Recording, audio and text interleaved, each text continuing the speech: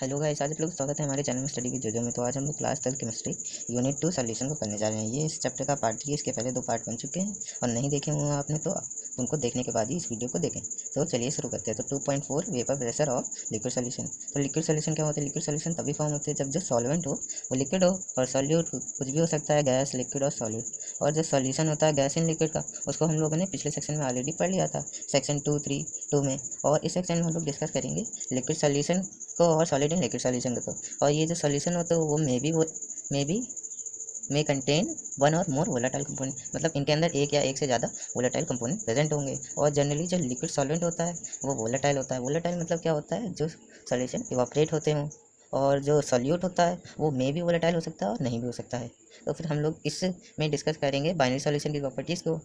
और जो सॉल्यूशन होंगे उसके अंदर 2 कंपोनेंट होंगे, namely solution of liquid in liquid और दूसरा सॉलिड इन लिक्विड सॉल्यूशन। तो फिर वो फॉर तो फिर चलिए शुरू करते हैं। 2.41 तो vapour pressure of liquid in liquid solution. तो इसके लिए हम लोग क्या करते हैं, कंसीडर करते हैं बाइनरी सॉल्यूशन को, जिसके अंदर 2 वोलेटाइल लिक्विड हैं और उनको हम लोग डिनोट कर लेते हैं 1 और 2 में। मान लीजिए एक कंटेनर है, उसके अंदर हमने 2 लिक्विड डाला है वोलेटाइल, जो कि इवापोरेट होते रहते हैं। तो फिर जब हम लोग उनको क्लोज वेसल रखेंगे तो जो कंपोनेंट होंगे वोलेटाइल लिक्विड के वो इवापोरेट होंगे, और फिर वेपर फेज और लिक्विड फेज के बीच में इक्विलिब्रियम बना लेंगे। और इस स्टेज में जो टोटल वेपर प्रेशर होगा उसको हम लोग पी टोटल से डिनोट करेंगे। और जो P1 एंड P2 है वो पार्शियल वेपर प्रेशर होते हैं दोनों कंपोनेंट का, 1 और 2 के। और हम लोग ये भी जानते हैं कि जो पार्शियल प्रेशर है वो मोल फ्रैक्शन से रिलेट करता है, इसलिए x1 और x2 वो मोल फ्रैक्शन है उन दोनों कंपोनेंट का, 1 और 2 का। तो एक फ्रेंच केमिस्ट थे फ्रांसिस मार्टी राउल्स, उन्होंने क्वांटिटेटिव रिलेशन दिया था इन लिक्विड लिक्विड सॉल्यूशन के बीच में। तो ये जो रिलेशनशिप उनका आता था उनको हम लोग क्या कहते थे, राउल्स लॉ कहते थे। और ये स्टेट होता था कि for a volatile liquid the partial vapor pressure of each component of the solution is directly proportional to mole fraction of which present in the solution। इसका मतलब क्या है कि जो volatile liquid होते थे सॉल्यूशन के, उनका जो पार्शियल वेपर प्रेशर होता था सभी कंपोनेंट का, वो डायरेक्टली प्रोपोर्शनल होता था मोल फ्रैक्शन के उसके अंदर प्रेजेंट होने के। तो जैसे कि जो पहला कंपोनेंट था कंपोनेंट 1, तो उसका जो पार्शियल प्रेशर होगा P1 वो डायरेक्टली प्रोपोर्शनल होगा उसके मोल फ्रैक्शन से। तो इसको हम लिख सकते हैं P1 equal to P1 not x1। और ये जो T1 नॉट है ये क्या है? ये vapour pressure of pure component है, जो प्योर कंपोनेंट है उसका वेपर प्रेशर था, और ये एक टेम्परेचर पे होगा। और उसी तरह दूसरे कंपोनेंट को देखते हैं, दूसरे कंपोनेंट का भी हो जाएगा P2 equal to P not x2। और ये जो P02 है वो रिप्रेजेंट करता है partial vapour pressure of pure component 2 को। तो according to the Dalton partial pressure, जो टोटल प्रेशर होगा सॉल्यूशन फेज का कंटेनर के अंदर, वो इक्वल होगा sum of the partial pressure component in the solution. मतलब कि जो पी टोटल होगा वो इक्वल होगा P1 प्लस P2 के। और जब हम लोग P1 और P2 को सब्स्टिट्यूट करेंगे तब हम लोग को मिलेगा P total equal to x1 P naught plus x2 P naught. तो हम लोग जानते हैं कि जो sum of all mole fraction in solution क्या होता है, यूनिटी होता है। यानी जो x1 प्लस x2 होगा वो 1 होगा, तो हम लोग x1 को 1 माइनस x2 भी ले सकते हैं। तो फिर हम लोगों को ये 2.15 मिल जाएगी। P total equal to 1 minus x2 P1 not plus x2 P2 not. तो उसके बाद जब हम लोग आगे देखेंगे तो पी टोटल हम लोग को मिल जाएगा P1 not plus bracket P2 not minus P1 not whole bracket x2। तो ये जो हम लोगों को इक्वेशन मिलती है 2.16, उससे हम लोग कुछ कंक्लूजन निकालते हैं, जैसे कि जो टोटल वेपर प्रेशर होता है सॉल्यूशन का वो रिलेट करता है mole fraction of any one of the components, मतलब किसी भी कंपोनेंट के मोल फ्रैक्शन से रिलेट करता है टोटल वेपर प्रेशर। और जो टोटल वेपर प्रेशर सॉल्यूशन के अंदर है वो लीनियरली वेरी कर रहा है मोल फ्रैक्शन ऑफ कंपोनेंट 2 से। और हम लोग ये भी जानते हैं कि जो प्योर कंपोनेंट होते हैं वो 1 और 2 वो वेपर प्रेशर के ऊपर डिपेंड करते हैं, और जो टोटल वेपर प्रेशर होता है सॉल्यूशन का वो mole fraction of one component के इंक्रीज होने से डिक्रीज और इंक्रीज होता है। और फिर बाद में आगे दिया गया है, एक ग्राफ प्लॉट किया गया है। तो ग्राफ फिगर 2.3 में क्या दिया गया है कि ये जो ग्राफ दिया गया है इसमें प्लॉट निकाला गया है vapour pressure versus mole fraction का। तो इसमें देखिए जो x1 मोल फ्रैक्शन है उसको डिक्रीज करते जा रहे हैं आगे आगे, तब हम लोगों को लास्ट में x2 यूनिटी में मिल जा रहा है। तो ये जो सॉल्यूशन है वो आइडियल सॉल्यूशन है एक कांस्टेंट टेम्परेचर पे। और ये जो डैश बने हुए हैं पहली दूसरी लाइन के वो रिप्रेजेंट कर रहे हैं पार्शियल प्रेशर ऑफ कंपोनेंट को। और इससे हम लोग ये भी देख सकते हैं कि जो पार्शियल प्रेशर है, इस प्लॉट से देख सकते हैं कि जो पार्शियल प्रेशर है वो डायरेक्टली प्रोपोर्शनल हो रहा है x1 और x2 के। और इसी तरह तीसरा जो लाइन दी गई है फिगर के अंदर वो रिप्रेजेंट कर रही है टोटल वेपर प्रेशर को, जो कि मार्क करी गई है बोल्ड लाइन से ग्रीन कलर की। और फिर बाद में इधर लिखा गया है ए प्लॉट ऑफ P1 और P2। तो ये जो प्लॉट है P1 और P2 का वो वर्सेस मोल फ्रैक्शन पे निकाला गया है, जैसे कि हम फिगर में देख सकते हैं। तो इसमें क्या होता है, जो पहली दूसरी लाइन होती है वो उस पॉइंट पे मोल फ्रैक्शन से कट हो रही है जहाँ पर वो दोनों इक्वल हो यानी यूनिटी हो।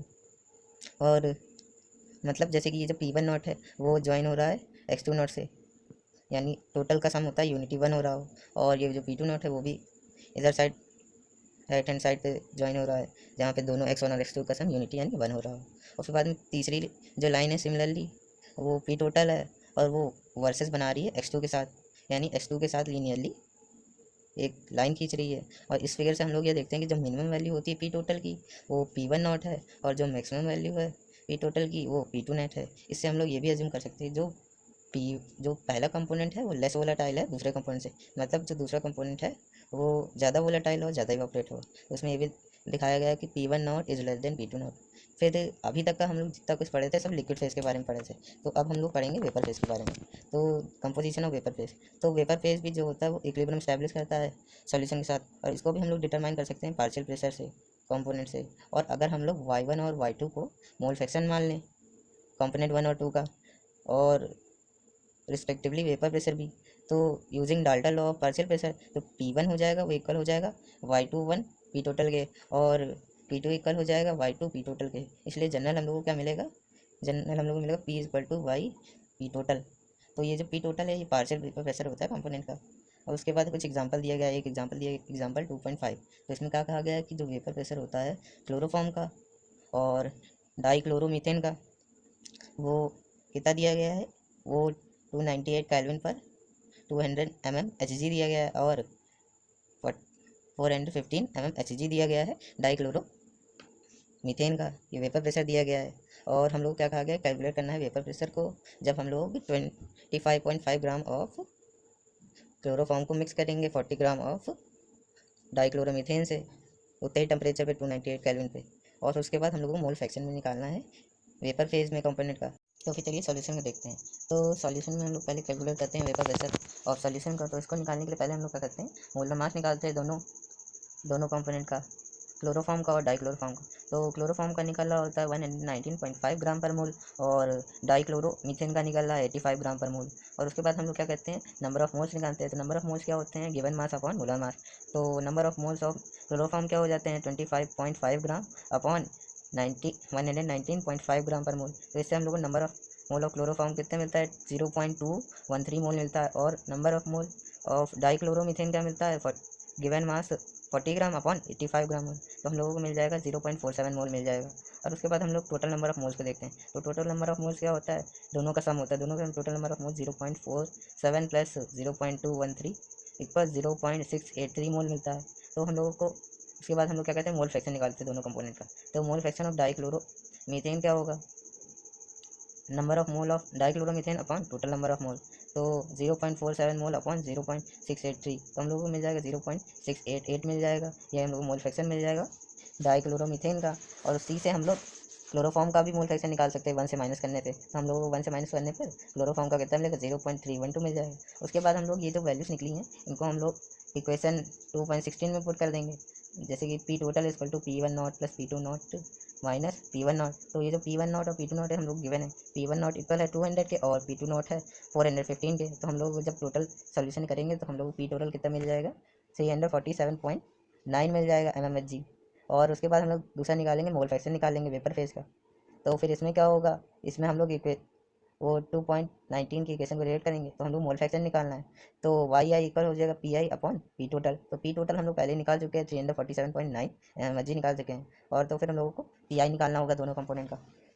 तो पी आई क्या होगा, पी आई ऑफ डाइक्लोरोमीथेन क्या होगा 0.688 इंटू 415 एमएचजी। तो हम लोगों को मिल जाएगा कितना, पी आई मिल जाएगा 285.5 एमएचजी निकल जाएगा। और ये जो क्लोरोफॉर्म का पी आई क्या निकलेगा, क्लोरोफॉर्म का निकलेगा 0.312 इंटू 200 यानी 62.4 mmHg निकलेगा। तो फिर हम लोग जब मोल फ्रैक्शन निकालेंगे डाइक्लोरोमीथेन का तो वो क्या होगा, मोल फ्रैक्शन होगा 285.5 mmHg अपॉन 347.9 mmHg। तो हम लोगों को मोल फ्रैक्शन मिलेगा डाइक्लोरोमीथेन का 0.82।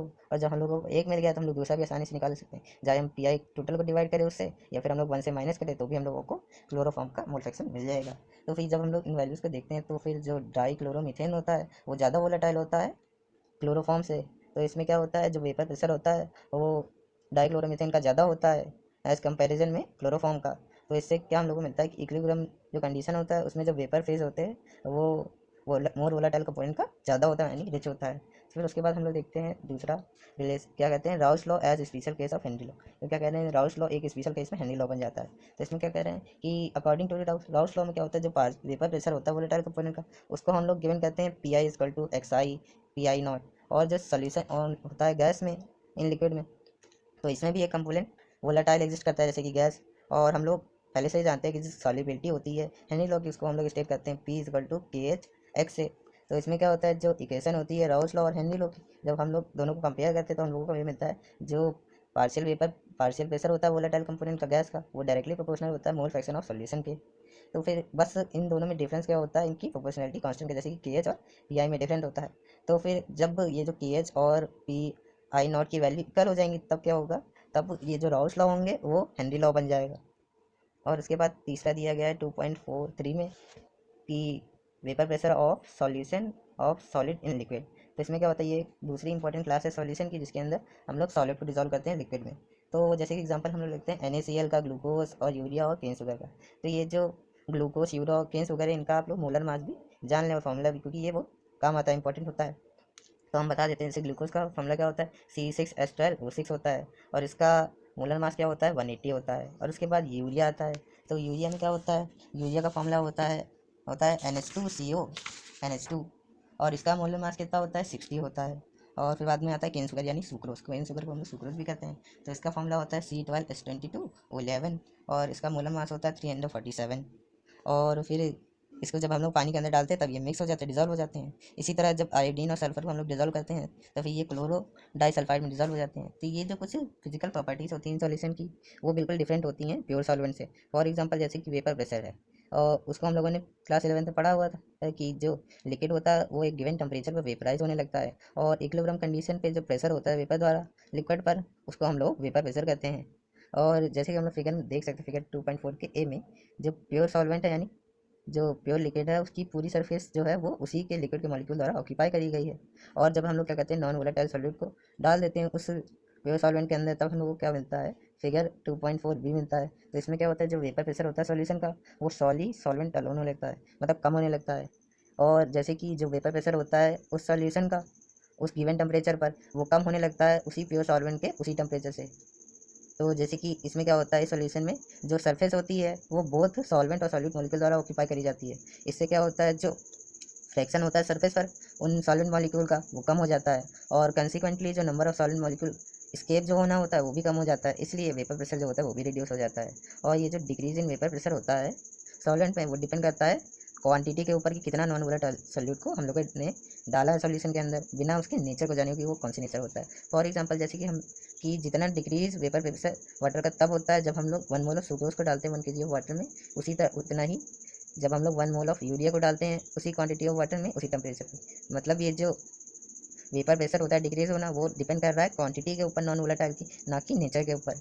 तो फिर उसके बाद हम लोगों को जनरल स्टेट मिलता है राउस लॉ का कि for any solution partial vapour pressure of each volatile component in the solution is directly proportional to its mole fraction. मतलब क्या है कि किसी भी सॉल्यूशन के लिए जो पार्शियल वेपर प्रेशर होगा वोलेटाइल कंपोनेंट का, वो डायरेक्टली प्रोपोर्शनल होगा मोल फ्रैक्शन का। तो इसको देखने के लिए हम लोगों ने क्या किया, एक वोलेटाइल मतलब एक बाइनरी सॉल्यूशन ले लिया है, और उसको उसमें हम लोगों ने जो सॉल्वेंट है उसको डिनोट किया गया है 1 से, और सॉल्यूट को डिनोट किया गया है 2 से।